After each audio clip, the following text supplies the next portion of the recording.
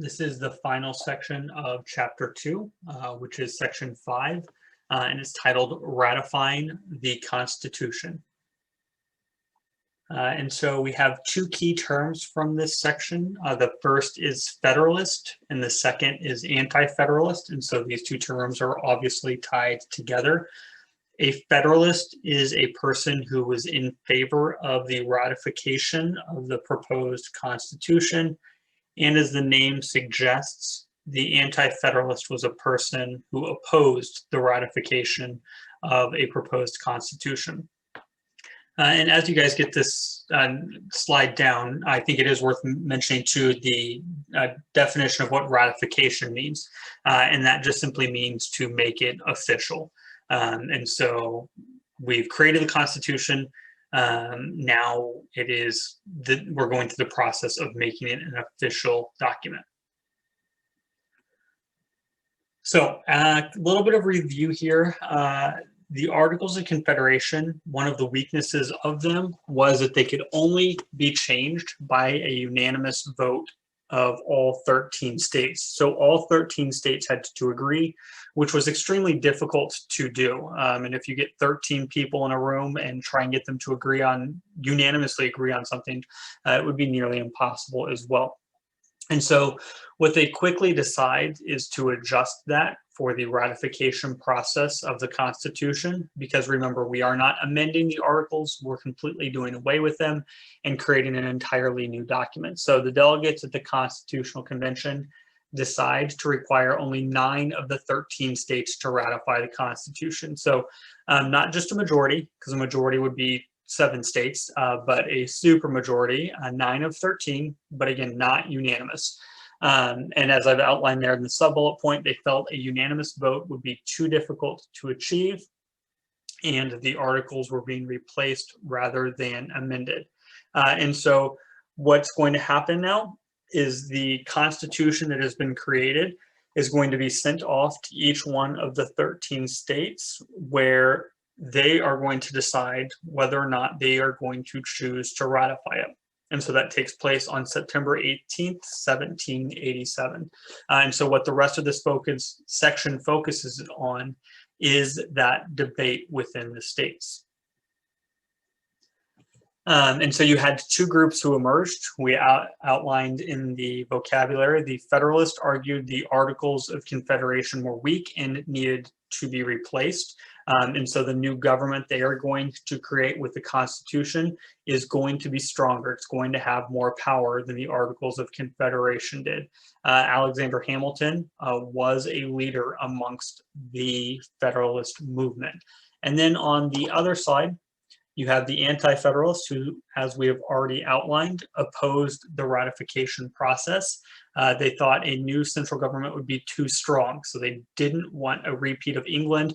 They acknowledged that the Articles of Confederation had weaknesses, but they were fearful that they were just setting up another powerful, strong government that would be too overbearing on the citizens.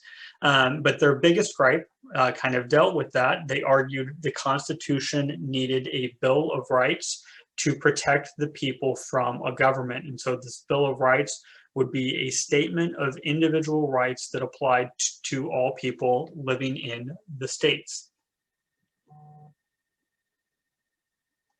And so the Federalists, however, argued that a Bill of Rights was not needed because they said that state constitutions, and each individual of the 13 states had their own state constitutions, already protected individual rights and freedoms, and that the new government, the federal government being set up, would protect against that because of the separation of powers, where each one of the branches would have a check on the other to prevent any one group from being able to abuse their authority.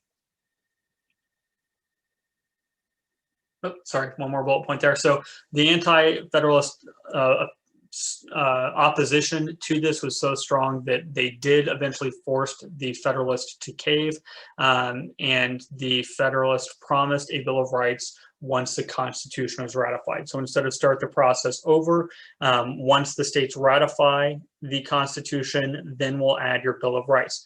which, looking forward a little bit, the Bill of Rights, maybe you know, are the first 10 amendments to the Constitution. And so an amendment just means a change.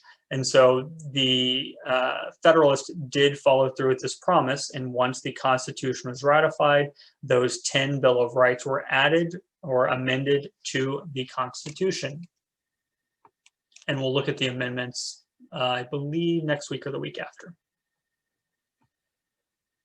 So while this debate was taking place, there was basically a publicity campaign by each of the groups. The first was the Federalist Papers, obviously written by the Federalists and published, and they influenced many Americans to support the new Constitution. And essentially, they've been collected and gathered as a series of 85 political essays written from 1787 to 1788, and they were published across the nation because, again, we've got to remember the time frame. There wasn't just a news station that the people could flip on to find out what was going on. And so this was the medium. Newspapers and essays were the medium with which people communicated to the public about what this government structure would look like. And so these essays today are still used for insight into the constitutional process, the federal government, and then the nature of the representative democracy we have today. So it's kind of, it is a really good insight into those things as they were taking place back in the late 1700s. On the other side, the Anti-Federalists also had writings. They wrote a bunch of essays, pamphlets, and letters under the pen name Brutus. It was not public who it was, but more than likely it was written by Robert Yates, a representative. And they were first published in New York, and we will come back to New York here in a little bit. Another one of the writers was Richard Henry Lee of Virginia, using his pen name, The Federal Farmer. Basically, what this is showing is that around the country, the debate was being fed by people on each side.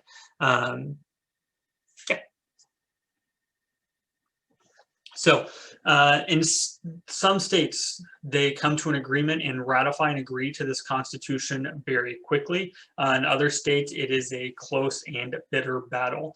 You got an old school political cartoon there that shows the different pillars of the United States, or different states that are represented by pillars, and you can see their names are on them.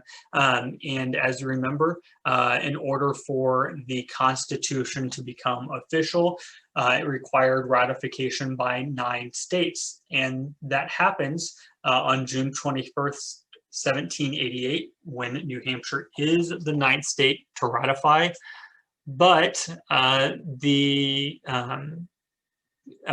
delegates decide to wait because there are 2 key states that have yet ratified, and the feeling is if they don't, then the Constitution is going to fail. So kind of here, not all states were created equal. New York and Virginia had not yet ratified, and the Founding Fathers knew that if those 2 states weren't on board, there were going to be issues down the line. And so you had bitter debate in both states, and you see a bunch of the names listed on the bottom of the slide.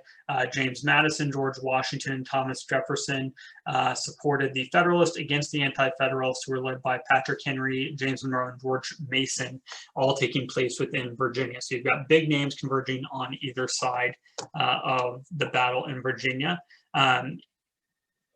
And then in New York, you have the same thing with Alexander Hamilton taking on Gates to help turn the tide towards the Federalists. And if you've seen the musical Hamilton, there is a little bit of mention of this Constitutional Convention in the musical.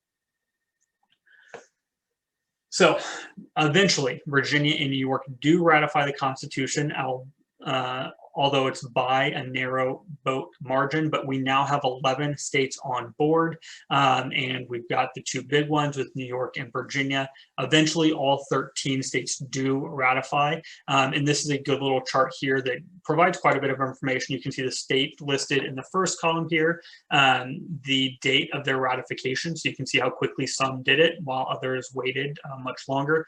And then you have the vote count within that state delegation. And so you can see the first state is unanimous, 30 to nothing, 30 votes in favor, no votes opposed. And so we have the, quite a large spread with several of them. Then when we get down to the states where it took longer for the votes to take place, you notice the vote counts get a lot closer. So just because we've talked about Virginia and New York, you can see in Virginia, it was a separation of 10 votes. In New York, it was a separation of 3 votes within the states to get it passed.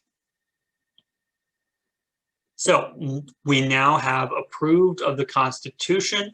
New York City is chosen as the temporary capital, and the new Congress is meeting on March 4th, 1789 at Federal Hall in New York City, and George Washington is selected as a unanimous vote for the President of the United States, and John Adams is his Vice President. That is it with these notes. We're done with Chapter 2.